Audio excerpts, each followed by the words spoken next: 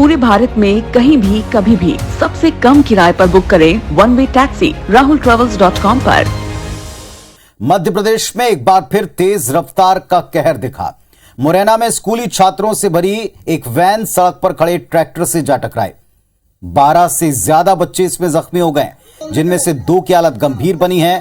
सभी को इलाज के लिए जिला अस्पताल रेफर किया है। जानकारी के मुताबिक पॉपुलर स्कूल की वैन थी जो बच्चों को लेकर आ रही थी और तभी रास्ते में ट्रैक्टर चालक सामान लोड करता दिखाई पड़ा। तेज रफ्तार की वजह से वैन का ड्राइवर वैन पर कंट्रोल नहीं रख पाया, वैन पलट गई। इस घटना के बाद मौके पर हड़कंप मच गया, चीख पुकार मच गई। आनन फानन में सभी बच्चों को अस्पताल में भर्ती किया। इस घटना के बाद पुलिस ने ट्रैक्टर और वैन को जब्त कर लिया है। हादसे की वजह वाहन की जर्जर हालत को भी बताया जा रहा है। परिजनों का आरोप है कि स्कूल की वैन काफी खराब हालत में थी और इस वजह से ड्राइवर ने वाहन पर से अपना नियंत्रण खो दिया, ब्रेक समय पर लग नहीं पाए। परिजन कहते हैं कि शिकायत के बाद भी स्कूल संचालक ने अपनी वैन को ठीक नहीं कराया और उसी गाड़ी से बच्चों का परिवहन होता रहा। इतने बड़े हादसे के बाद भी प्रशासनिक अधिकारी मौके पर नहीं पहुंचे, इस पर भी परिजनों का काफी गुस्सा दिखाई पड़ा है। ये तस्वीर मुरैना की, जहां एक एक्सीडेंट हुआ, दुर्घटना हुई और दुर्घटना के पीछे जो वजह सामने आई उसमें सबसे बड़ी बात यह कि एक स्कूल वैन, उसका मेंटेनेंस या उसकी कंडीशन ठीक नहीं पाई गई। कोई अधिकारी मौके पर पहुंचा नहीं। वैन के पलट जाने से तेज रफ्तार का कहर बच्चों ने झेला है। काफी सारे बच्चे इसमें जख्मी हो गए।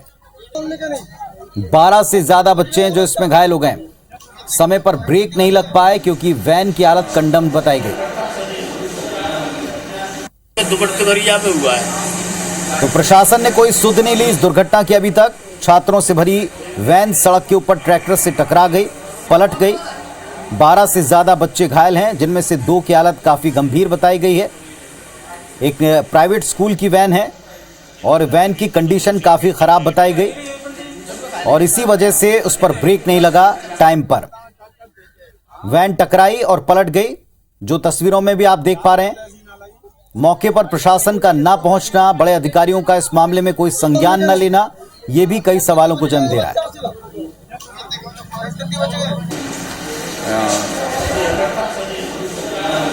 अभी आप देखें सड़क हादसों के आंकड़े जरा, जिस वजह से हम कह रहे हैं कि इस खबर में कितना दम है। मुरैना हादसे में कई सारे बच्चे घायल हैं। 1 सितंबर को मुरैना में ट्रक से एक स्कूल वैन टकरा गई थी। मुरैना हादसे में कई बच्चे इसमें जख्मी हुए, 2 की हालत गंभीर है, जो आज की तारीख का हादसा है।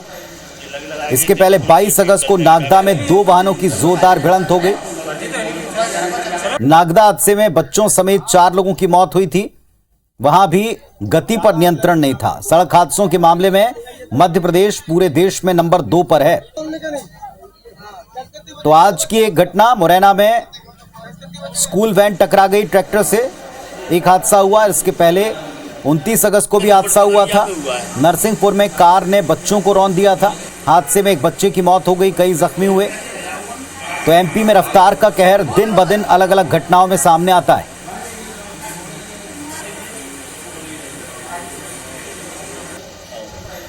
लेडीज रास्ते में आ रही थी, उसे बचाने के चक्कर में ट्रैक्टर में गाड़ी ठुक गई और गाड़ी पलट गई।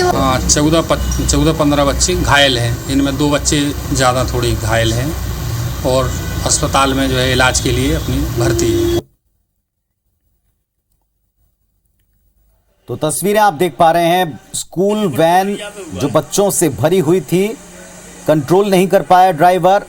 उस वैन की हालत खराब बताई गई। एक ट्रैक्टर ट्रॉली से टकरा गया और इसके बाद 12 से ज्यादा बच्चे जख्मी हैं, 2 की स्थिति गंभीर है।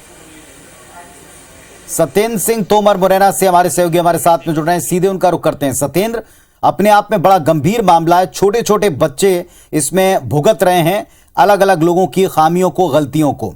क्या हुआ इस घटना के बारे में थोड़ा विस्तार से बताएं।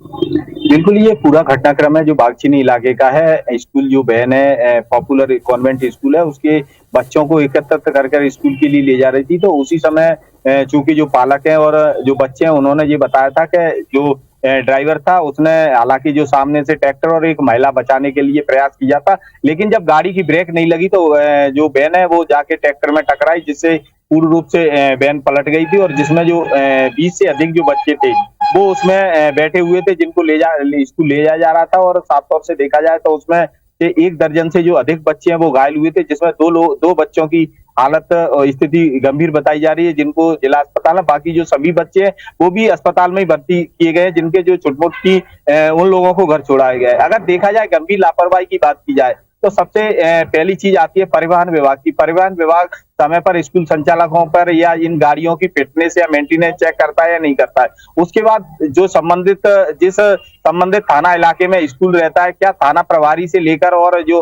वरिष्ठ अधिकारी है वो क्या समय पर स्कूलों के वाहनों को चेक करते हैं या नहीं करते। ये कई सारे सवाल खड़े होते हैं। जब हादसे हो जाते हैं उसके बाद सरकार भी चेतती है और जिला प्रशासन के जो अधिकारी जो बैठे रहते हैं वो कहीं ना कहीं इन पर आरोप भी लगते हैं और इन पर कार्रवाई भी होती है। लेकिन समय रहते ये प्रशासन और जो सरकार है ये लोग क्यों नहीं चेतते। समय समय पर अगर ये कार्रवाई कराई जाए तो इस तरीके के हादसों से कहीं बचाया जाए। हालांकि इस पूरे हादसे में ये गमीनत रही कि सिर्फ बच्चे घायल हुए, कोई बड़ा हादसा नहीं हुआ। अगर ये छोटे छोटे मासूम बच्चे थे, कोई बड़ा हादसा हो सकता था, तो इसमें भी वही स्थिति बनती थी कि या तो परिवहन विभाग के जो अधिकारी थे उन पर कार्रवाई होती और पुलिस के जो अधिकारी हैं उन पर कार्रवाई होती। लेकिन शिक्षा विभाग से लेकर सत्येंद्र, क्या ये जो वैन थी ओवरलोड भी थी? क्योंकि 12 बच्चे इसमें जख्मी हुए हैं। कितनी की क्षमता थी और कंडीशन चेक करने को लेकर कोई वहां मैकेनिज्म है, कोई नियम है? बिल्कुल, अगर देखा जाए तो अगर उसमें ओवरलोड की बात बिल्कुल सही बात है। कम से कम 20 से अधिक जो बच्चे बैठे हुए थे, जिसमें 14-15 बच्चे जो घायल अवस्था में अस्पताल में आए हुए थे। और अगर देखा जाए तो गाड़ी की स्थिति क्योंकि परिवारजन बता रहे थे और पुलिस से भी बात हुई, ना तो उसका कोई मेंटेनेंस था ना कोई फिटनेस थी। जो तमाम सारे वो रहते हैं, आरटीओ विभाग क्या कर रहा है, आरटीओ विभाग के लोग क्यों कार्रवाई नहीं कर रहे हैं। पुलिस के भी पास यातायात के डीएसपी और तमाम सारे जो अधिकारी रहते हैं, पुलिस अधीक्षक भी पूरे उसको सारे लोग बैठकें करते हैं। क्या ये पूरी कार्रवाई बैठकों पर, आंकड़ों पर ही सारी चलती है? मुख्यमंत्री आते हैं, लगातार मुख्यमंत्री वीसी लेते हैं, दिशा निर्देश दिए जाते हैं, तो सिर्फ आंकड़े ही प्रस्तुत सरकार को किए जाते हैं। उस आंकड़ों के अलावा कोई बड़ी कार्रवाई क्यों नहीं होती है? क्या इस तरीके के जो कंडम वाहन चल रहे हैं उस पर कार्रवाई क्यों नहीं होती? अगर कोई बड़ा हादसा होता तो उसके बाद में पूरे मध्य प्रदेश के यहाँ परिवहन विभाग के अधिकारी, पुलिस के अधिकारी भी पहुंचते और जो कार्रवाई है वो लगातार कार्रवाई करना भी शुरू होते, चाहे स्कूल की जो ओवरलोड